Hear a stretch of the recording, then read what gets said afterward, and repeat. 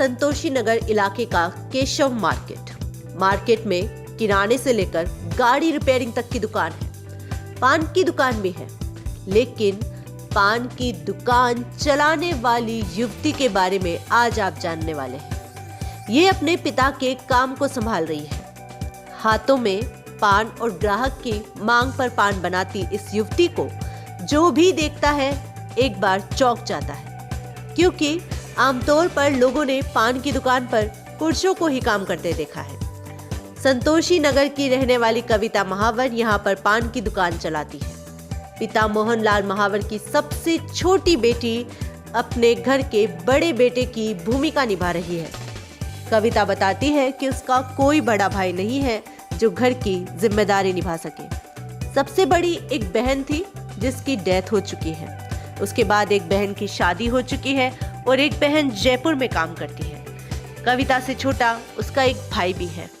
मतलब पापा ने सब सिखा रखा है कि किस तरह किसको कैसा क्या टेबल करना है, किस तरह से सामान देती है।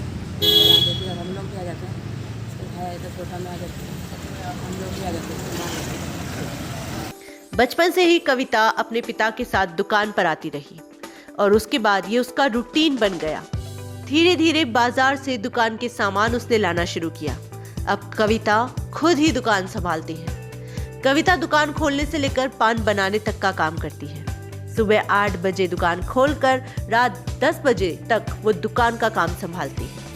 बीच बीच में पिता भी दुकान पर आते हैं, पर ज्यादातर समय कविता ही दुकान संभालती है। दुकान पर हर तरह के लोग आते हैं। कविता के अनुसार ये पान की दुकान है और यहाँ हर तरह के लोग आते हैं। जैसे लोग होते हैं, उनकी मानसिकता होती है, कविता उन्हें वैसे ही टैकल करती है। कई बार कमेंट पास करने या गलत लोगों से भी उसका झगड़ा हुआ, लेकिन कविता कहती है कि वो इन चीजों से अब घबराते नहीं है। ऐसे हालातों से निपटना उसने सीख लिया है। कविता की माँ भी दिन में बेटी के पास दुकान पर आ जाती है।